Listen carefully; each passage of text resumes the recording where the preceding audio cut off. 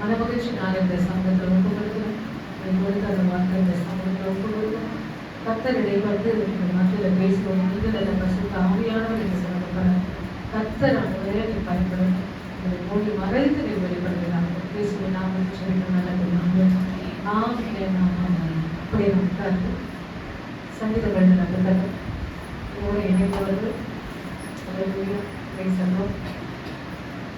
வசனத்தை வாசிக்கும் போது மற்றவர்களுக்கு புரியாமல் தெரியாமல் எதுக்கு நிதானமாக கொஞ்சம் வாரிகள் தூக்கி வாசிக்கிறதான இந்த வார்த்தை மற்றவர்களை பிரிச்சாலும் சங்கீதம் 53 2ஆம் வசனம். தேவனை தேடுகிற உணர்வுள்ளவன் உண்டோ என்று பார்க்க தேவன் பரலோகத்திலிருந்து மனுபுத்திரரை கண்ணோக்கினார். ஆமென். தேவனை தேடுகிற உணர்வுள்ளவன் உண்டோ என்று பார்க்க தேவன் பரலோகத்திலிருந்து மனுபுத்திரரை கண்ணோக்கினார். அல்லேலூயா. இங்கிலீஷ் பைபிளை நான் பார்க்கும்போது மனுபுத்திரர் என்று சொல்லும்போது சில்ட்ரன் அந்த வார்த்தை அந்த இடத்துல அல்லேலூயா பிரைஸ் எல்லாம் பார்த்த அந்த வார்த்தை சில்ட்ரன் போட்டது. மனுபுத்திரர்ல யாரையாவது குமாரரும் குமாரத்திகளும். அல்லேலூயா. தேவனை தேடுகிற உணர்வுள்ளவன் உண்டோ என்று பார்க்க தேவன் பரலோகத்திலிருந்து மனுபுத்திரரை கண்ணோக்கினார். அல்லேலூயா. இந்த இடத்துல கர்த்தருடைய வார்த்தை அல்லேலூயா போன வாரத்துல எனக்கு அந்த உணர்வு என்ற அந்த வார்த்தை அந்த சப்ஜெக்ட் அந்த தலைப்பை என்னுடைய இருதயத்தினோட சிந்தையில நான் போடும்போது அல்லேலூயா பிரைஸ் எல்லாம் போன வாரத்துல நீங்க சொல்லும் போது அடுத்த வாரம் நீங்க பேசுறீங்க சொல்லும் போது இல்ல அடுத்த வாரம் நீங்க பேச 1ஆம் தேதி அடுத்த மாறி பேசுறது நல்லா இருக்கும் சொன்னாரு. சரி என்று நான் பல வேலைகளை செய்யும் போது அந்த உணர்வு அந்த சப்ஜெக்ட்ல நிற்க ஆரம்பிச்சேன். எந்த சப்ஜெக்ட் நான் போல எந்த சப்ஜெக்டையும் எனக்கு ஆண்டவர் விடல. அந்த உணர்வு என்று சொல்லும் போது அல்லேலூயா பார்க்கும்போது அந்த தலைப்பிற்கு பார்க்கும்போது அந்த வார்த்தை பார்த்தீங்கன்னாக்கா அண்டர்ஸ்டாண்டிங். அண்டர்ஸ்டாண்டிங் அண்டர்ஸ்டாண்டிங் ஒருவரை ஒருவர் அல்லேலூயா புரிந்து கொள்வது. முதலாவது குடும்பத்தில் கணவன் மனைவிக்குள்ள அந்த அண்டர்ஸ்டாண்டிங் வந்தாங்கன்னா அந்த குடும்பம் என்ன ஆகுது? உடைந்து போகாது. அல்லேலூயா. பிள்ளைகளும் பெற்றோரும் ஒருமனப்படும் போதுதான் அல்லேலூயா அந்த அண்டர்ஸ்டாண்டிங் ஒருவருக்குள்ள ஒருவர் வரும்னா அந்த இடத்துல குடும்பம் உடைந்து போகாது, பிரிந்து போகாது. அல்லேலூயா. இந்த இடத்துல உணர்வு என்ற ஒரு வார்த்தை என்னுடைய இருதயத்துல போடும்போது அந்த சப்ஜெக்ட்ல நான் ஆரம்பிச்சேன். ஆண்டவரே என்னோடு கொடுத்தீர் ஆண்டவரே எனக்கு பேசணும்னு சொல்லி அந்த வார்த்தையிலே நின்று அல்லேலூயா நான் பார்க்க ஆரம்பிக்கும் போது எனக்கு ரொம்ப ஆசீர்வாதமாக இருக்கிறது. தேவனை தேடுகிற உணர்வு இந்த சபைக்கு வெளியே உள்ள சத்தியம், சபைக்கு உள்ளே இருக்கிற சத்தியம் அல்ல. இது சபையை விட்டு வெளியே இருக்கிற ஒரு சத்தியம். என்ன சத்தியம் என்றால் தேவனை தேடுகிற உணர்வுள்ளவன் உண்டோ என்று பார்க்க தேவன் எங்கிருந்து பார்க்கிறார் என்றால் பரலோகத்திலிருந்து மனுபுத்திரராகிய உலகத்தாரை என்ன செய்யறார்? ஆண்டவர் போக்கஸ் பண்றார். எப்படி நாம் ஒரு கல்யாணத்துக்கு போகும்போது அங்கே நாம் நிற்கும் போது அங்கே நாம் உட்காரும் போது என்னுடைய முக பாவனை எப்படி, நான் நிற்கிற ஸ்டைல் எப்படி என்று சொல்லி நாங்க என்ன பண்ணி பார்க்கிறோம்? கொஞ்சம் சொல்லுங்க. ஜூம் பண்ணி போக்கஸ் பண்ணி பார்க்கிற சில நேரத்துல பிக்சர் உடையும், சில நேரத்துல பிக்சர் உடையும். நல்ல ஒரு கேமரா வந்தா என்ன உடையாது? படம் உடையாது. சில இடத்துல படம் உடைஞ்சுப்போம். அதுல அந்த மாதிரி எங்கிருந்து பார்க்கிறாங்க? பரலோகத்துல பாருங்க ஆண்டவர். அல்லேலூயா. சபைக்கு வெளியே இருந்து பார்க்கிற தேவனை தேடுகிற ஒருவன் அல்லேலூயா உணர்வுள்ளவன் உண்டோ என்று பரலோகத்துல பாருங்க. அப்ப நீங்க சபைக்குள்ள இன்னைக்கு இருக்கிறீங்கன்னா உங்களுக்கு ஆண்டவர் உணர்வு கொடுத்ததுனாலதான் இன்றைக்கு வேதத்தை சுமந்து வந்து இங்க உட்கார்ந்து எத்தனை பேர் ஆண்டவருக்கு நன்றி சொல்லுங்க. அல்லேலூயா. நாம் உணர்வடைந்து உள்ளே வந்திருக்கிறோம். ஆனால் வெளியே ஆண்டவர் சொல்றாரு உணர்வுள்ளவன் உண்டோ என்று பார்க்க பரலோகத்திலிருந்து என் ஆண்டவர் பார்க்கணும். அதனால நான் அதிகமா சொல்லுவேன், நீங்க போற வருடத்துல அல்லேலூயா கர்த்தரை விளையுங்க, அவர் வார்த்தையை சொல்லுங்க. உங்க போன் கால் வரும்போது அவருடைய வார்த்தையை சொல்லுங்க, உங்க சாட்சியை சொல்லுங்க சொல்லி. ஏன்னா ஆண்டவர் இன்னைக்கு அவருடைய வருகை ஏன் தாமதிக்கிறது என்றால் இந்த பூலகமும் ரட்சிக்கப்பட வேண்டும். அதனால அவருடைய வருகை நீடிய பொறுமை உள்ளவதாக இருக்கிறது. இன்னைக்கு நான் ஜெபிக்கணும், ஆண்டவரே உடைய வருகை எல்லாரும் படுக்கைக்கு போறதுக்கு முன்னாடி நம்ம என்ன ஜெபிக்கணும்? இன்றைக்கு கூட வருகை இருக்குமானா என்னை அழைத்து வருகிறேன், என் குடும்பத்தை அழைத்து வருகிறேன் ஆண்டவரே என்று சொல்லி படுங்க. நிச்சயமாக அவரோட வருகை எப்போ நமக்கு தெரியாது. ஆனா ஒரே ஒரு ஏன் டிலே ஆகுறதுன்னா நல்லா நமக்கு வசனத்தை வாசித்தீங்கன்னா புரியும். எல்லாம் ஆண்டவரை ரட்சிக்க வரணும். அல்லேலூயா. அதனால நீங்க ஒரு பாத்திரமா எடுத்து கர்த்தர் உங்களை உபயோகப்படுத்தணும். அதுக்கு நீங்க மனம் உணர்ந்து கடினமாக நீங்க உழைக்கும் போதுதான் கர்த்தர் உங்களை எடுத்து பயன்படுத்துகிறார். நான் உண்டு, என் குடும்பம் உண்டு, என் வேலை உண்டு, என் வருமானம் உண்டு என்று இருப்பீர்களா நிச்சயமா இம்மைக்குரிய காரியங்களிலே நீங்கள் நின்று விடுவீர்கள். மறுமைக்குரிய காரியங்களை நீங்கள் பெற்றுக்கொள்ள முடியாது. இம்மையிலே நாம் காணப்பட வேண்டுமா, மறுமையிலே நாம் காணப்பட வேண்டும். இன்னைக்கு தலைமை சபையில அல்லேலூயா பொருத்தனை கொடுக்கிறது என்னவென்றால், இம்மைக்குரிய ஆசீர்வாதத்துக்காக நான் விடுகிறேன். இது வேணும் ஆண்டவர், அது வேணும் ஆண்டவர், என் குடும்பத்துக்கு இது வேணும் ஆண்டவர், அது வேணும் இல்லை. மறுமைக்குரிய ஆசீர்வாதத்துக்காக நான் பொருத்தனை பண்ணி இன்றைக்கு சில நெருக்கடி நிமித்தமாக என்னுடைய கையில நெருக்கடி நிமித்தமாக அந்த பொருத்தனை செய்ய முடியாத சூழ்நிலைகள் வந்தது. ஆனாலும் கர்த்தர் எனக்கு இன்றைக்கு வரைக்கும் அந்த பொருத்தனைகளை செய்ய கர்த்தர் எனக்கு அனுகிரகம் பாராட்டியிருக்கிறார். மறுமைக்குரிய காரியத்துக்காக அந்த பொருத்தனைகளை நான் ஏறெடுத்திருக்கேன். ஏன்னா இன்மைக்குரிய காரியம் ஒண்ணுமே இல்லைங்க. பைபிள் படிச்சு பாருங்க, ஒண்ணுமே இல்லை. எல்லாமே மறுமை நோக்கி நம்முடைய பயணம் தொடருமானால் நிச்சயமாக பரலோக ராஜ்யம் மிகவும் கலிகூரும். ஆமென். இன்றைக்கு அவர் மனு புத்தகரை அல்லேலூயா சபைக்கு வெளியே இருந்து அல்லேலூயா உணர்வுள்ளவன் உண்டோ என்று என் ஆண்டவர் பார்க்கிறார். இப்பொழுது நாம் வாசிக்க போகிறோம் ஏசாயா எழுதின புத்தகம் 1ஆம் அதிகாரம் 3ஆம் வசனம்.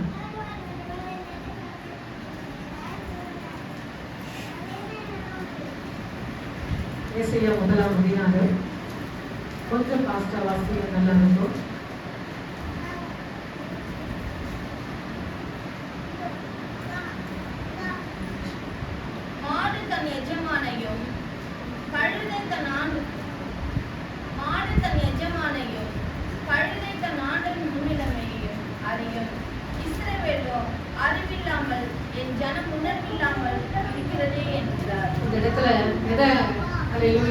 ஆண்டவர் எக்ஸாம்பிள் வைக்கிறார்னா, மாடு தன் எஜமானையும் கழுதை தன் ஆண்டவனுடைய முன்னணையும் அறியும்.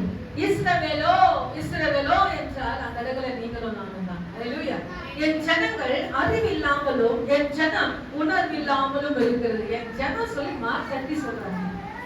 சும்மா சாதாரணமாக உங்களுடைய ஏதாவது ஒரு ஃபங்க்ஷன்ல யாரோ ஒருவர் அல்லேலூயா பிரைஸ் எல்லாம் என் சகோதரி என் சகோதரன் அப்படி சொல்லும் போது நமக்கு எப்படி இருக்குது? உடனே நம்மளுடைய ரியாக்ஷன் எப்படி இருக்கும்? முகலாம் பல்லா இருக்கும். நம்ம எப்படி அறிமுகம் பண்ண நமக்கு அவங்களுக்கு உரிமை இல்லை. 4 பேர் மத்தியில் எப்படி நம்மளை அறிமுகப்படுத்த அறிமுகப்படுத்துறதுக்கே ஒரு வித்தியாசமா இருக்கும். உணர்வு இல்லைங்க, அறிவு இல்லைங்க. ஆனாலும் என் ஆண்டவர் சொல்றேன் என் ஜனம். அல்லேலூயா. எத்தனை பாக்கியம் பிள்ளை. அல்லேலூயா. என் ஜனம் அறிவில்லாமலும் உணர்வில்லாமலும் இருக்கிறது என்கிறார். இன்னொரு வசனம் அதிலே கூர்மையான ஜோடியான வார்த்தை. எரேமியா 8ஆம் அதிகாரம் 7ஆம் வசனம் வாசிப்போம். எரேமியா 8ஆம் அதிகாரம் 7ஆம் வசனம் வாசிப்போம்.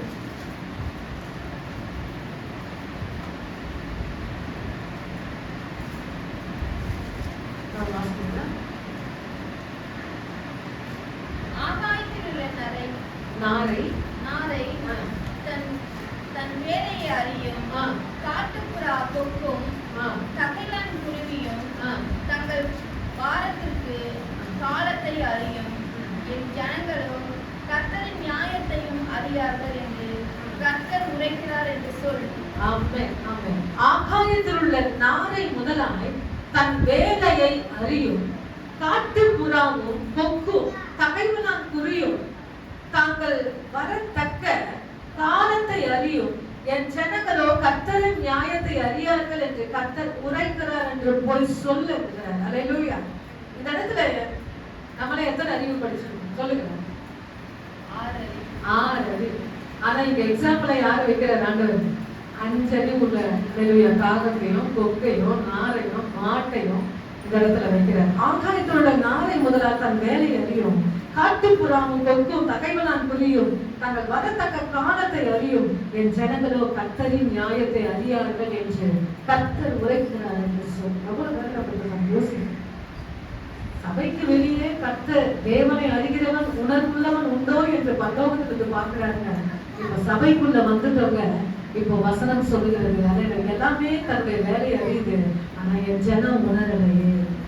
தேவனை அறிஞ்சிட்டோம், ரொம்ப முக்கியமான டியூட்டி, ரொம்ப முக்கியமான சாய்ஸ். அல்லேலூயா. அதை நம்ம பெற்றுக்கொண்டுட்டோம். அல்லேலூயா. பெற்றுக்கொண்டனா கர்த்தரை விசுவாசிக்கிறனா, கர்த்தரை நம்புகிறனா, எப்படி நம்முடைய உணர்வுகள் வெளிப்படுகிறது அதை தான் நாம் பார்க்க போகிறோம். ஆமென்.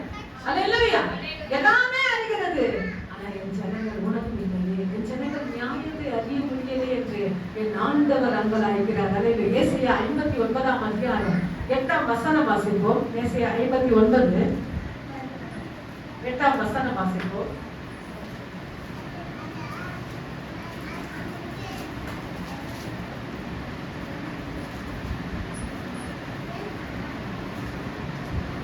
சமாதான வழியை அறியார்கள், சமாதான வழியை அறியார்கள், அவர்கள் நடைகளிலே நியாயம் இல்லை, அவர்கள் நடைகளில் நியாயம் இல்லை, அவர்கள் பாதைகளை தாங்களே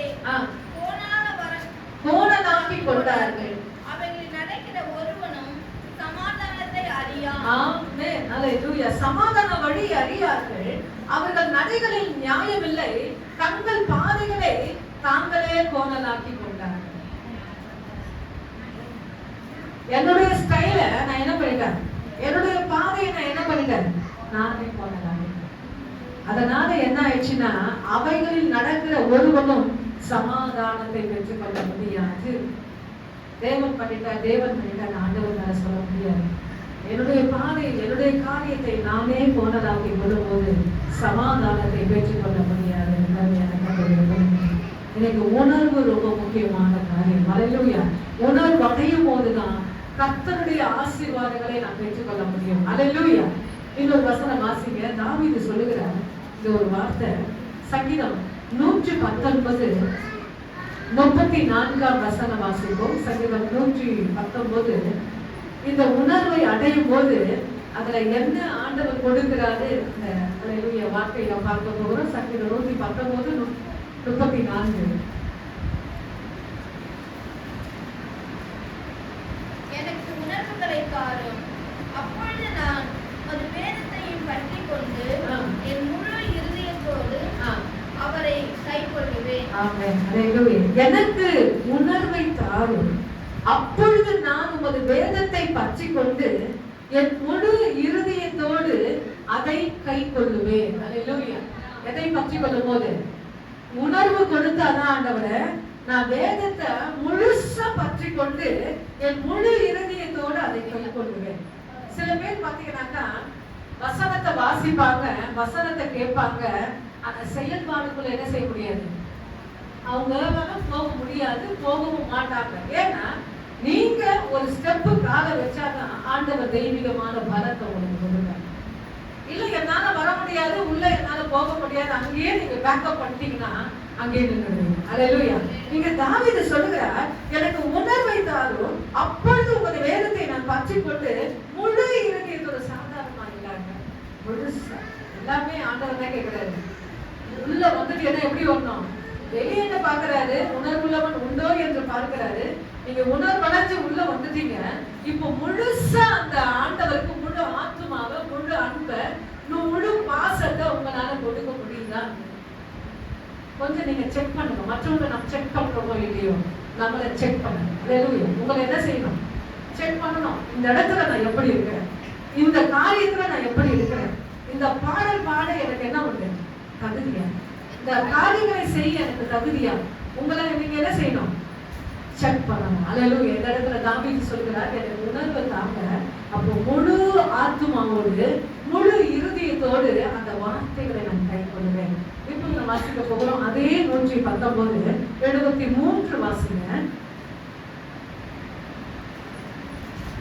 உம்முடைய கரங்கள் என்னை உண்டாக்கி என்னை உருவாக்கிச்சது, உமது கற்பனைகளை கைக்கொள்ள என்னை உணர்வுடன் ஆக்கும். ஆமென்.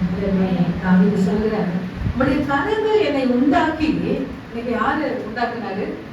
அதான் நாங்க அதிகமாக சண்டே கிளாஸ்ல அதிகமாக நாங்க சொல்லி கொடுக்குறோம். யார் நம்ம உண்டாக்குனாரு? அவருடைய கரத்தை வச்சு என்ன செஞ்சுட்டாரு, உண்டாக்குனாரு. அதை சொல்ற ஆண்டவருக்கு ஞாபகப்படுத்துகிறாரு. உங்களுடைய கரங்கள் என்னை உண்டாக்கி என்னை உருவாக்கிட்டு உங்களுடைய கற்பனைகளை கற்றுக்கொள்ள. அது எப்படி கற்றுக்கொள்ள? இன்னைக்கு எல்லாமே தெரிஞ்சிச்சு நானும் சொல்ல முடியாது, அவரும் சொல்ல முடியாது. நீங்க நாங்களும் கத்துக்க வேண்டியது நிறைய இருக்கு. நாங்களும் கற்றுக்கொள்ளணும். எல்லாமே தெரியும்னு சொல்லவே ஒருவரை சொல்ல முடியாது, எல்லாம் பர்ஃபெக்ட்னு சொல்ல முடியாது. நீங்க பெற்றுக்கொள்வதும் கை கொள்வதும் உண்டு, இன்னும் நிறைய உண்டு. நாங்களும் படிக்கிறது இன்னும் நிறைய உண்டு. ஆனா இந்த தாவீது சொல்லுகிறார், அந்த கற்பனைகளை கற்றுக்கொள்ள என்னை உணர்வு உள்ளவர். உணர்வு இருந்தாதாங்க கற்றுக்கொள்ள முடியும். நீங்க என்னதான் எல்லாத்தையும் எடுத்துட்டு வந்து உட்கார்ந்தாலும் உங்க மைண்ட் எங்கேயோ இருந்துச்சுன்னா ஒண்ணுமே செய்யணும். உற்சாகம் உணர்வு எல்லாமே தான். அல்லேலூயா.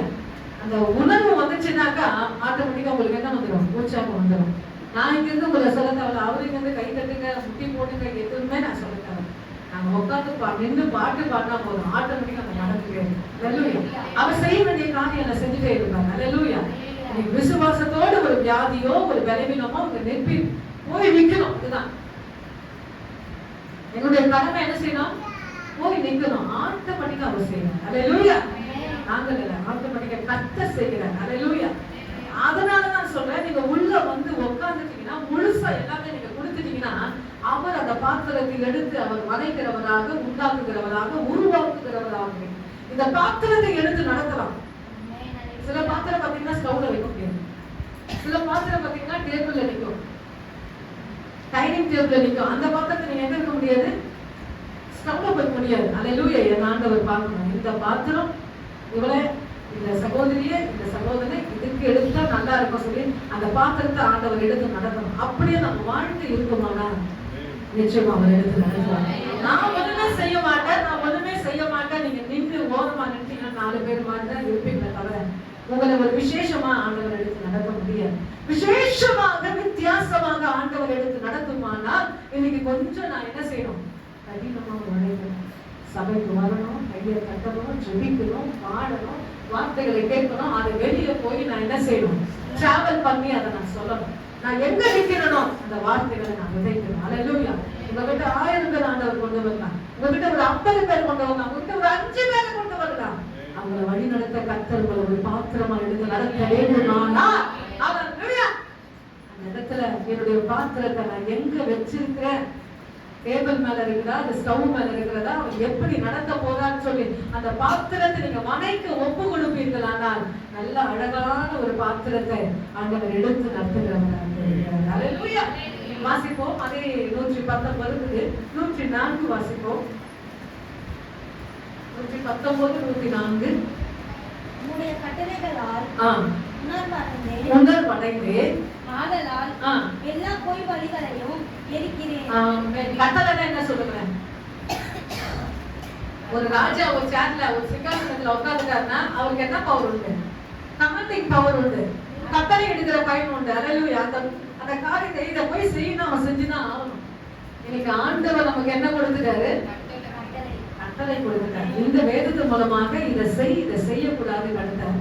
அதுல அவர் கீழே ஆன்சர் சொல்லுகிறாரு, எல்லா பொய் வழிகளை வெறுக்கிறேன். ரொம்ப முக்கியமான ஒரு வார்த்தை. கர்த்தருடைய கட்டளை ரொம்ப முக்கியமானது. கற்பனை வேறு, கட்டளை வேறு. அல்லேலூயா. கட்டளைன்னா ரொம்ப செஞ்சுதான் ஆகணும். இங்க போவாத, இங்க நிக்காத, இங்க செய்யாத. அதான் சங்கீதம் 1ஆம் அதிகாரம் வாசித்தீங்கன்னா சில காரியத்தை நிக்க முடியாது. பரியாசக்கார உட்காரும் இடத்தில் உட்காராமலும் சொல்லுங்க, பாவியுடைய வழியிலே அங்க நிக்க கூடாது, உட்கார கூடாது, எல்லாத்தையும் செய்துட்டு கர்த்தருடைய வேதத்துல இதை நீங்க படிச்சீங்கன்னா போடுங்க. புரியுதோ புரியல உட்கார்ந்து படிக்க ஆரம்பிங்க. அல்லேலூயா. லைனா வரிசையா படிக்க ஆரம்பிங்க. ஒரு நாளைக்கு 10 இல்ல 20 கூட படிங்க. அது எப்படிதான் ஆண்டவர் உங்களுக்கு பலத்தை கொடுப்பான்னு சொல்ல முடியாது, எப்படிதான் உங்களுடைய மனக்கண்கள் ஒளி போறோம் சொல்ல முடியாது. அங்க இங்க ஓடுறது காட்டிடும் கர்த்தருடைய வசனத்தை அல்லேலூயா உட்கார்ந்து படித்து கற்றுக் கொடுங்க. அதை இயேசுவின் நாமத்தினால அந்த கற்பனைகளை எடுத்து மற்றவங்களுக்கு சொல்ல கற்றுக்கொள்ளுங்க. உங்களுடைய செயலில் அதை காண்பிக்க கற்றுக்கொள்ளுங்க. கர்த்தர் பெரியவர் நல்லவர். 125 வாசிங்க. அதே சங்கீதம் 119 அவ்வளவு வசனங்கள் உண்டு. 119 125. உம்முடைய வசனம் என் கால்களுக்கு தீபமும் 125 119 125. நான் உமது அடியேனை உம்முடைய சாட்சியும் நான் அறியும்படியும் ஆ. என்னை உணர்வுள்ளவனாக்கும். ஆமென். ஹalleluya. என்னாச்சும் வார்த்தை. ஹalleluya. நான் உமது அடியே, ஆண்டவர் பார்த்து சொல்லிட்டார், நான் உமது பிள்ளை, நான் உமது அடியே, உம்முடைய சாட்சிகளை நான் அறியும்படி என்னை உணர்வுள்ளவன் ஆக்க மாட்டேன். எத்தனை முறைங்க ஒரு சங்கீதத்துல எத்தனை முறைங்க வாசிக்கல, இன்னும் இருக்கு 130. அதே சங்கீதம் வசனத்தின் வெளிச்சையும் கண்டு போதையும் பேதைகளையும் உணர்வுள்ளவனாக்கும். ஆமென். ஒண்ணுமே எனக்கு தெரியாது சிஸ்டர், படிக்கவே எனக்கு தெரியாது, பாடவே தெரியாது, ஒத்தனை சொல்ல முடியாது. ஹalleluya. அந்த அளவுக்கு ஆண்டவர் எடுத்து நடத்துகிறவராக இருக்கிறார். அவருடைய வசனத்தின் பிரசித்தம், அந்த வசனத்தினுடைய கருப்பொருள்கள் வெளிச்சம் தந்து பேதைகளை உணர்வுள்ளவனாக்கும். ஓடி ஒளிந்த பேதுரு, மறுதலித்த பேதுரு, ஹalleluya. கர்த்தருடைய ஆவியானவர் இறங்கிட்ட உடனே, அப்போஸ்தலர் 2ஆம் அதிகாரத்துல ஆவியானவர் பலமா இறங்கிட்ட உடனே எங்க ஓடி ஒளிஞ்சாரோ, எங்க மறுதலிச்சாரோ, அந்த பேதுரு எழுந்து நிக்கிறாருங்க சபையில்.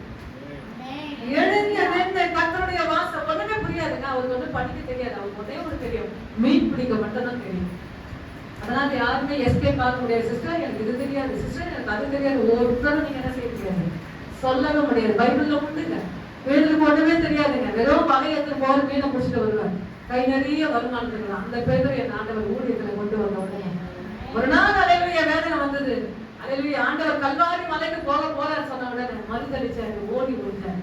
அப்படிப்பட்ட பேதுரு ஹalleluya என் ஆண்டவர் எடுத்து நடத்தினார். ஹalleluya. அவருக்கு ஒண்ணுமே படிப்பு தெரியாது, ஆனா நின்று பேசுறாரு பாருங்க, அந்த கலிலேயா முடியல, அந்த லாங்குவேஜ்ல ஹalleluya அவர் பேசும்போது 3000 5000 சீஷர்கள் தொகை பெருகிச்சு. ஒருத்தர சொல்ல முடியாது, படிக்க தெரியாதுன்னு சொல்ல முடியாது. பைபிளை வச்சு உட்கார்ந்து அழ ஆரம்பிங்க, பைபிளை வச்சு உட்கார்ந்து பேச ஆரம்பிங்க, பைபிளை உட்கார்ந்து ஹalleluya அந்த பைபிள்ல இருக்கிற ஒவ்வொரு காரியம் எனக்கு புரியுது ஆண்டவரே, நீர் என்னோடு இடைப்படுங்கன்னு சொல்லி பாருங்க, கர்த்தர் இடைப்படுவார். இங்க இல்ல, 10 பேர் மத்தியில் ஆண்டவர் உங்களை எடுத்து நடத்துவார், 20 பேர் மத்தியில் உங்களை எடுத்து நடத்துவார். நல்ல ஒரு ஆபீஸ்ல, நல்ல ஒரு வியாபாரத்துல ஆண்டவர் பல பேர் அதில் உங்களோட வார்த்தைகளை கேட்க ஆரம்பிப்பார்கள். ஆனா கொஞ்சம் நான் என்ன செய்யணும், கஷ்டப்படணும், கொஞ்சம் கடினமா பைபிள் எடுத்து உட்காரணும், எல்லாத்தையும் விட்டுடணும். ஹalleluya. எல்லா வேலை இருக்கும், தெரிஞ்சுக்கிற வேலை, அங்க போற வேலை, இங்க போற எல்லாத்தையும் ஓடுங்க.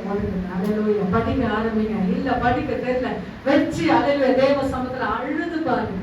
10 பேர் மத்தியில் ஆண்டவர் நிற்க வைப்பார். ஹalleluya. யாருக்கு இந்த வார்த்தை எனக்கு தெரியாது. ஹalleluya. கர்த்தர் அப்படியாக எடுத்து உங்களை உபயோகப்படுத்துவார். ஆனால் நீங்களே உங்களை கண்டு பிரமித்து கொள்வீர்கள். அப்படிதான் கர்த்தர் சொல்லுகிறார், அவருடைய வசனத்தின் பிரசித்தம், வெளிச்சம் அதிகம், அது பேதைகளை உணர்வுள்ளவன் ஆக்கும். இப்போது வாசிக்க போகிறோம் ஹalleluya 144, அதே சங்கீதம் 119 144. உம்முடைய சாட்சிகளையும் நீதி என்று நிற்கும் என்னை உணர்வுள்ளவனாக்கும்.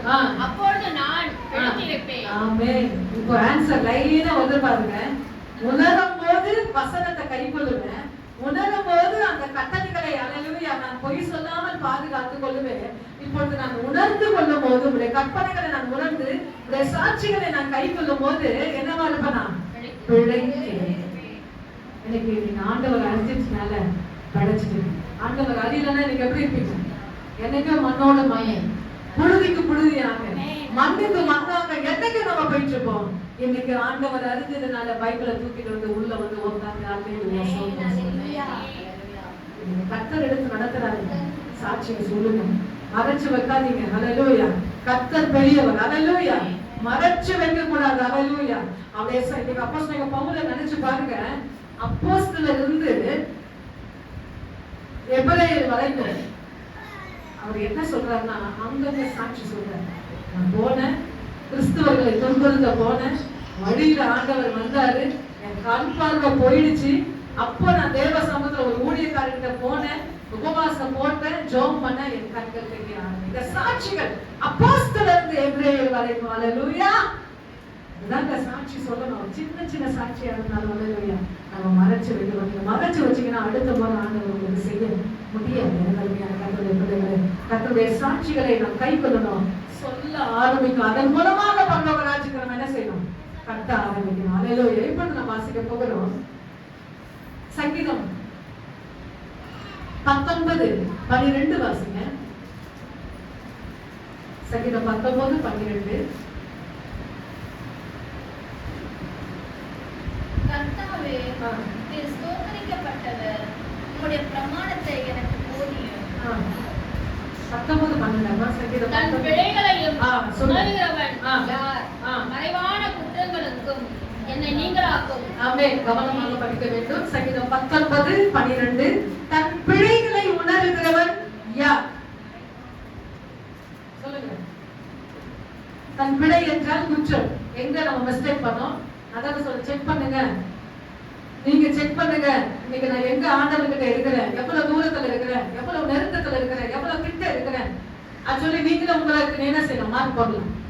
உங்களுக்கு நீங்களே நீங்க என்ன செய்யலாம்? பின்னாடி கை தட்டிக்கலாம். அடுத்தது நீங்களே மார்க் போடலாம். எங்க நிக்கிறோம்னு நமக்கே நம்முடைய மனசாட்சிக்கு தெரியுங்க. நீங்க எங்க நிக்கிறீங்கன்னு சொல்லி உங்க மனசாட்சிக்கு தெரியும். எனக்கு தெரியாது. ஆனா இந்த வசனம் சொல்லுது, தன் பிழைகளை உணர்கிறவன் யார்? குற்றங்களை உணர்கிறவன் யார்? அல்லேலூயா. நிச்சயமா பிழை செய்யாதவங்க யாரும் இல்லைங்க, எல்லாருமே உண்டு. ஆனா அந்த இடத்துல ஒரு அருமையான ஒரு வார்த்தை நம்ம வாசிப்போமே, அது ரொம்ப எல்லாருக்கும் பிடிச்சமானது. 2 நாளாகவும் 6:37 இன்னைக்கு உணரும் போது அந்த இடத்துல என்ன எஃபெக்ட் வரும் அதுதான் பார்க்க போகிறோம். 2 நாளாகவும் 6:37.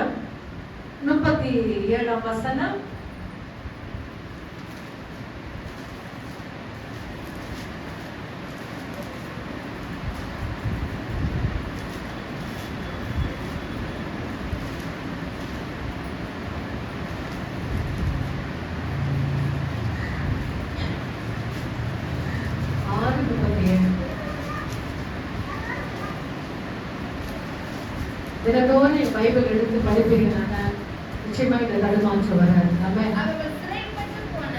இல்ல 39 2 நாளாகவும் 6:39.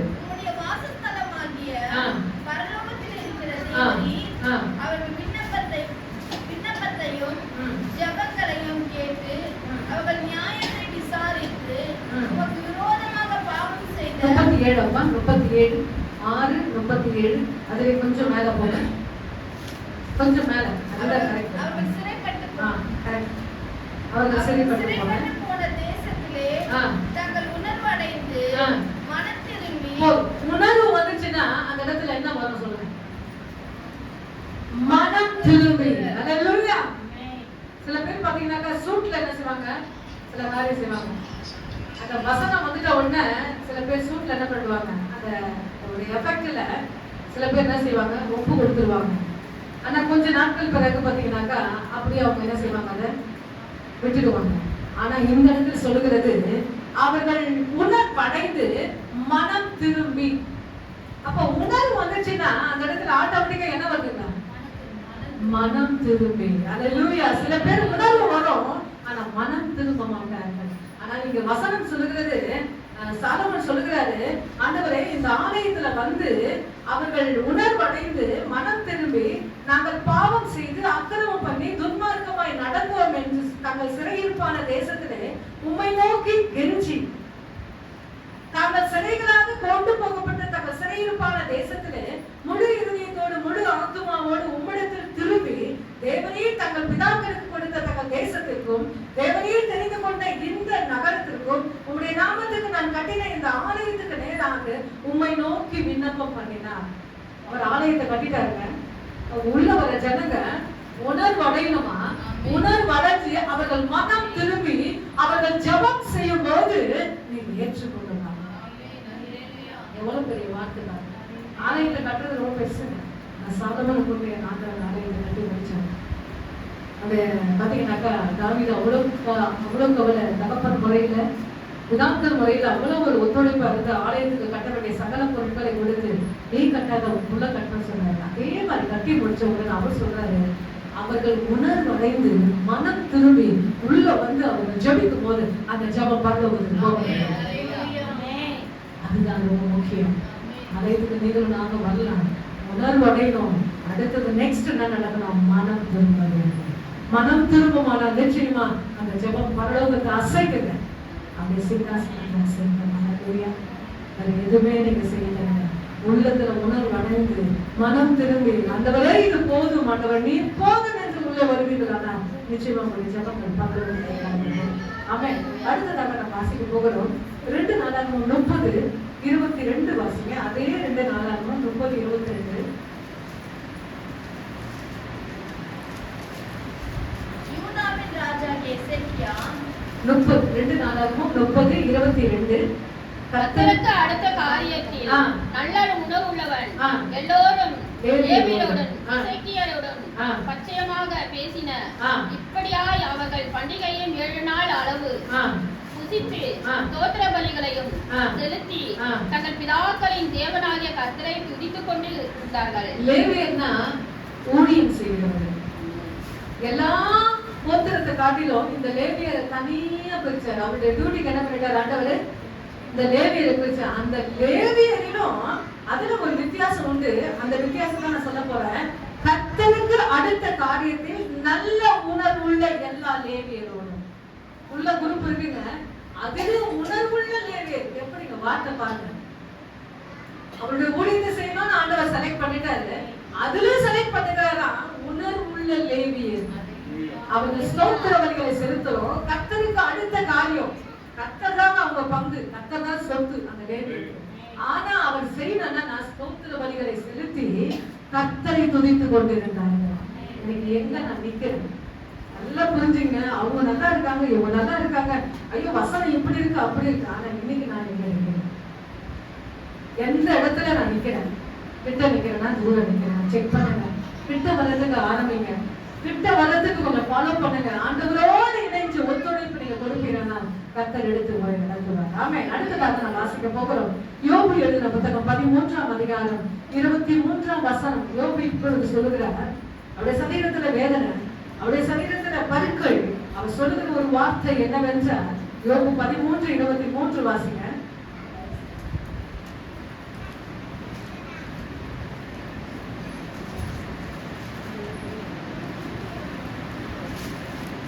அவர் ஜாதிகளின் பெருகவும் யோபு 13:23.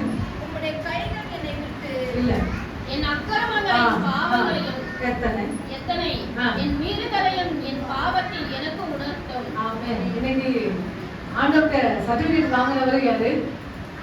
யோபு. இன்னைக்கு யோபு ஜெபிக்கிறாருங்க. ஃபுல்லாவே பொருட்கள். கிட்ட போக முடியல, மனைவி போக முடியல, பிள்ளைங்க போக முடியல, யாருக்கு ஃப்ரெண்ட்ஸ் யாரும் போக முடியல. மேல சப்ஜெக்ட் இந்த வார்த்தை யார் சொல்றாங்கன்னா நீங்க மேல ஒரு அதிகாரம் 2 அதிகாரம் தூக்கி நீங்க கொஞ்சம் மேல பாத்தீங்கன்னாக்கா யோபு பிரதி உத்தரவாக அந்த வார்த்தைகள் இருக்கும். இன்னைக்கு யார் சொல்றா ரொம்ப முக்கியம், யாருக்கு சொல்லப்படுகிறது ரொம்ப முக்கியம். வசனத்தை வாசிங்க. கொஞ்ச நாட்கள் ஆன உடனே இது யாருக்கு சொல்லப்படுகிறது, இது எதற்காக சொல்லப்படுகிறது, மேலே கொஞ்சம் திரும்பி பார்ப்பீங்கன்னா கேன்சர் நமக்கு காணப்படும். இங்க யோபு சொல்லுகிறார், என் அக்கிரமங்களும் பாவங்களும் எத்தனை, என் மீறுதலையும் என் பாவத்தை எனக்கு உணர்த்துமாறு. பக்கத்தான மனுஷன் சொல்றாரு, என் மீறுதலை என் பாவத்தை என்ன செய்யணுமா நீங்க உணர்த்துனாங்க. சில இடங்களுக்கு போய் நின்னீங்கன்னாக்கா பசுத்த ஆவியானவர் உங்களுக்குள்ள இருப்பாரானால் அங்கிருந்து வெளியே வா என்று சொல்லும் போது நீங்க வெளியே வருவீர்களானால் கர்த்தருக்கு அது பிரியமா இருக்கும். அதையும் தாண்டி நீங்க நிற்பீர்களானால் அந்த வேதனை, அந்த பிரச்சனை, அந்த காரியம் நம்ம தான் அதை ஃபேஸ் பண்றது உங்க கையில தான். அதுல வெளியே வர முடியாத அளவுக்கு சூழ்நிலை நெருக்கமாயிடும். ஆனா ஆண்டவர் சொன்ன உடனே நீங்க வெளியே வருவீங்களா நிச்சயமா கர்த்தர் பிரியப்படுகிற தேவனாக இருக்கிறார். அல்லேலூயா.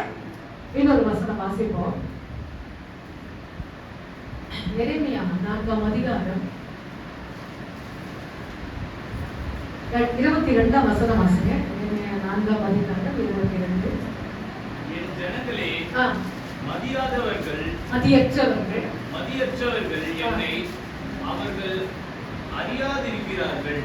அவர்கள் பைத்தியமுள்ள பிள்ளைகள், அவர்களுக்கு உணர்வே இல்லை.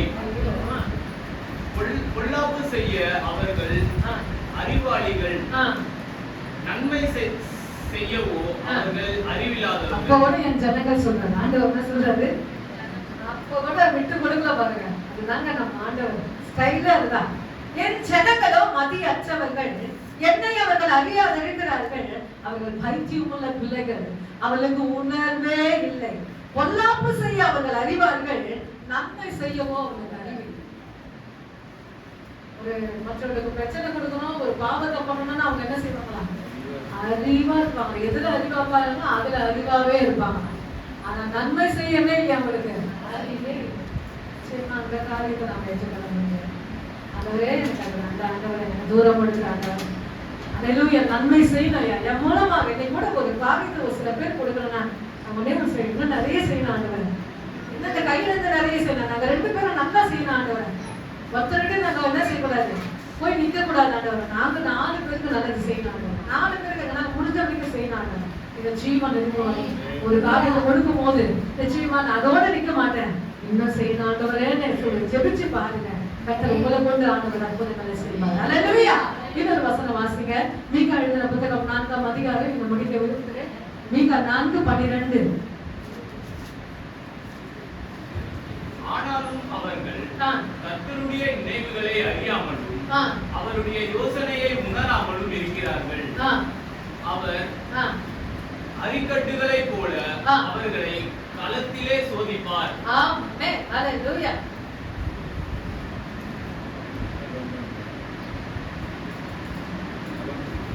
களம் என்றால்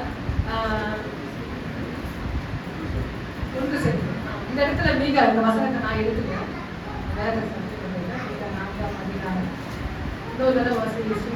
ஆனாலும் அவர்கள் கர்த்தருடைய நினைவுகளை அறியாமலும் அவருடைய யோசனையை உணராமலும் இருக்கிறார்கள். அவர் அரிக்கட்டுகளைப் போல அவர்களை களத்திலே சோதிப்பார். அல்லேலூயா. Thank you Lord. Thank you Master. அல்லேலூயா. அவருடைய யோசனைப்படி நீங்க ஆண்டவர் யோசனையே நில்லுங்க, கர்த்தர் உங்களை ஆசீர்வதிப்பார். அல்லேலூயா. அவருக்கு பிரியமானது எதை நான் செய்றேன். ரொம்ப முக்கியமான ஒரு வார்த்தை, ரொம்ப முக்கியமான ஒரு காரியம். ஆனாலும் அவர்கள் கர்த்தருடைய நினைவுகளை அறியாமலும் அவருடைய யோசனையை உணராமலும் இருக்கிறார்கள். அவர் அரிக்கட்டிகளைப் போல அவர்களை களத்திலே சேர்ப்பார். ஆண்டவர் களத்துல ஒன்று சேர்க்கணும்னா அவருடைய நினைவை அறியணும், அவருடைய யோசனையை உணரணும். சிலுவை என்ன பண்றாரு ஆண்டவர்? ராகமா இருக்கிறாங்க. என்ன பண்ணிட்டாரு? சிலுவை என்ன பண்ணிட்டாரு? தாகமா இருக்கிற நம்மள காடி. ஆனா அந்த தாகத்தை சொல்லல ஆண்டவர். ஆத்மாக்களை குறித்த ஒரு தாகத்தை ஆண்டவர் சொன்னார். அந்த தாகத்தை நீங்களும் நானும் தீர்க்கணும். அல்லேலூயா. என் மூலமாக அந்த தாகத்தை நான் தீர்க்கப்படணும். அல்லேலூயா. அந்த தாகத்தை தீர்க்கணும்னா கொஞ்சம் நின்று ஆகணும், கொஞ்சம் சொல்லி ஆகணும். சொல்லும் போது கர்த்தர் உங்களை ஆசீர்வதிக்கிறார். நீங்க எதுக்குமே ஜெபிக்க தேவையில்ல, கொஞ்சம் ஊழிய சிந்தியா நின்று பாருங்க. இன்னைக்கு ஒரு அருமையான மகன், ஒரு வாலிபர், என்னோட அண்ணன் பையன் தான், கீபோர்ட் வாசிக்கிறவங்க தான். அவன் சொல்ற ஒரு வார்த்தை என்ன, ஒண்ணு நல்லா ஊழியம் செய்யணுமா, என்ன செய்யணுமா, ஒண்ணு நல்லா ஊழியம் செய்யணும். இதை தப்பு இல்லை, இதுல அதிகமா சொல்றான். அவன் நல்லா கேட்கறான். என்ன கேட்கறான்? அவன் நல்லா கேட்கறான். அவன் ஜெபிக்கவே தேவையில்ல, ஆண்டவர் ஆட்டோமேட்டிக்கா அவன் கையில வந்துடுவாங்க. ஏன்னா 3 ஆலயத்தை இங்கேயும் முடிஞ்ச அளவுக்கு அவன் வந்து அலங்கரிப்பான். ஆலயத்தை அலங்கரிக்கிறது ரொம்ப முக்கியமானது. அவங்க வாழ்க்கை ஆண்டவர் அலங்கரிச்சுடுவார். யார் ஆலயத்தை அலங்கரிக்கீங்களோ நிச்சயமா உங்களை ஆண்டவர் அழகு பார்ப்பார். அல்லேலூயா. நிறைய பேர் இந்த ரகசியம் தெரியும்.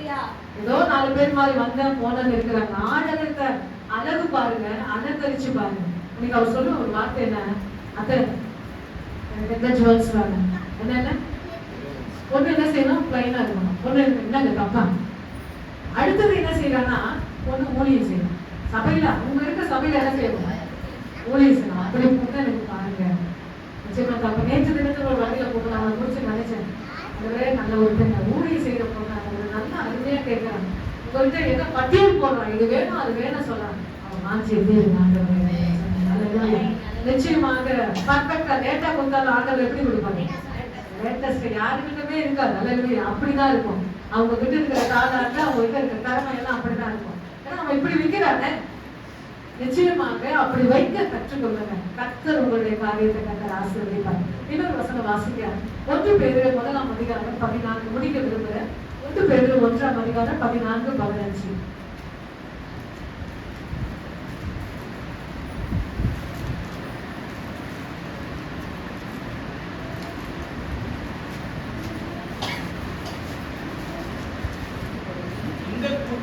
இந்த கூட்டத்தில்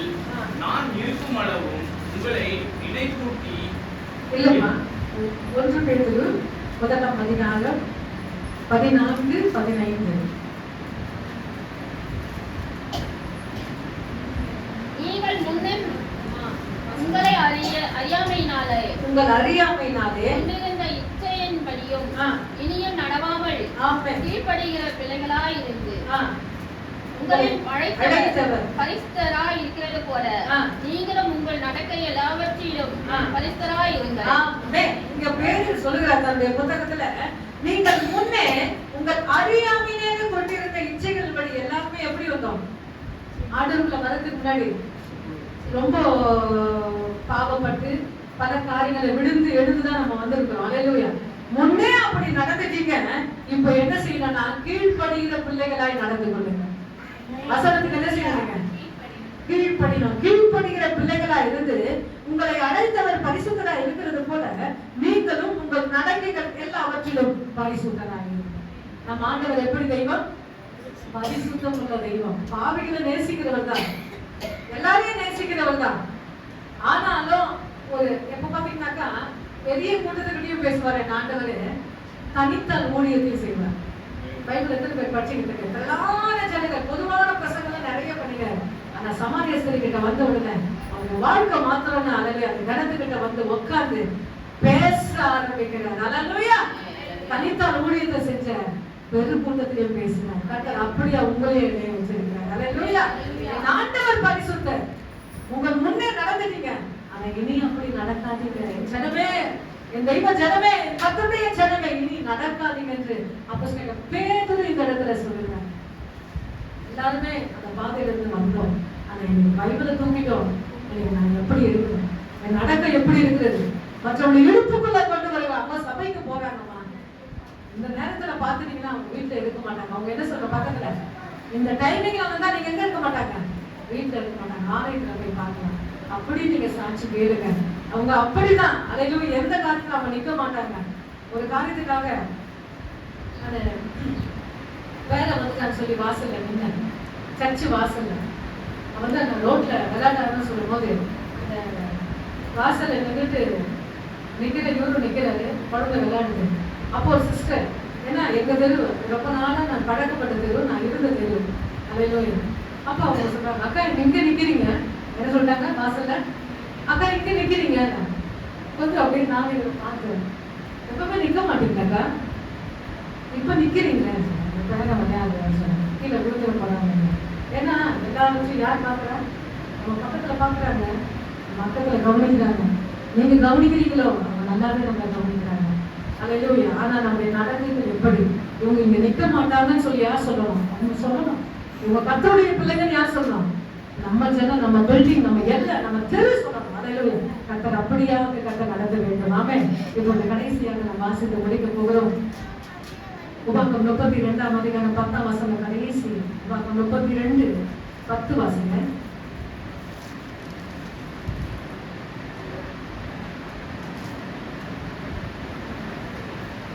பாழான நிலத்தினாலும் உலையிட்டு உள்ள வெறுமையான அவாந்தர வெளியினாலும் அவர்கள் அவனை கண்டுபிடித்து அவனை நடத்தினார், அவனை உணர்த்தினார். தமது கண்மணியை போலவும் காத்தார்கள். அவனை என்ன யார் சொல்லுங்க? உங்க பேரை போட்டு வாசிக்கலாமா? கொஞ்சம் வித்தியாசமா இருக்கும்ல. அவனா நீங்களும் நான் தான் வாசிக்க. உங்க பேர் யார் பேரை போட்டுறாதீங்க. இப்பொழுது நம்ம வாசிக்க போகிறோம் 10ஆம் வசனம். என்னோட சேர்த்து அழகா வாசிக்கலாமா? ஆமென். எல்லாரும் பைபிள் தரங்க. படிக்க தெரிஞ்சா பிரச்சனை இல்லை. அல்லேலூயா. என் பேர் போற இடத்துல உங்க பேரை போட்டு அந்த இடத்துல வாசிங்க. பாழான நிலத்திலும் உலையிடுதலில் உள்ள வெறுமையான அவாந்தர வெளியிலும் அவர் உங்க பேரை போடுங்க. ஜான்சி ராணியை கண்டுபிடித்தார், ஜான்சி ராணியை நடத்தினார், ஜான்சி ராணியை உணர்த்தினார், ஜான்சி ராணியை தமது கண்மணி போல காத்தருளினார். வீட்டுல போய் கூட உங்க பேரை போட்டு வாசிங்க. அவனை அவனை அவனை அவாந்தர நிலையில் எங்க இருந்தோம், வெறுமையில இருந்தோம். என்னை ஆண்டவர் கண்டுபிடித்தினால்தான் உள்ள வந்து உட்கார்ந்து நீங்கள் என்னை தெரிந்து கொள்ளவில்லை, நான் உங்களை தெரிந்து கொண்டேன். நீங்க சொல்லுங்க, ரட்சிக்கப்பட்டேன், நான் ரட்சிக்கப்பட்டேன், இப்படி ரட்சிக்கப்பட்டேன். ஆண்டவர் நம்மளை தெரிந்து கொள்ளதான் உள்ள வந்திருக்கணும். அல்லேலூயா. அவனை கண்டுபிடித்தார், அவனை நடத்தினார், அவனை உணர்த்தினார், கண்மணி போல அவன் காத்தறினார். படிச்ச உடனே உட்காந்து அசனம் உட்காந்து அந்த சிந்தையிலேயே நாம் டிராவல் பண்ணும்போது நிச்சயமாக வசனங்கள் எங்க போகும்? உள்ள போகும். அல்லேலூயா. உள்ள உட்காரணும். அந்த வசனம் உட்காரும் போதுதான் நல்ல நிலத்தில் விதைக்கப்பட்ட வார்த்தைகள் நம்ம படிடுவோம். நம்ம அப்படி தேவ சமூகத்திலே நாம் ஜெபம் பண்ணுவோம். ஆமென்.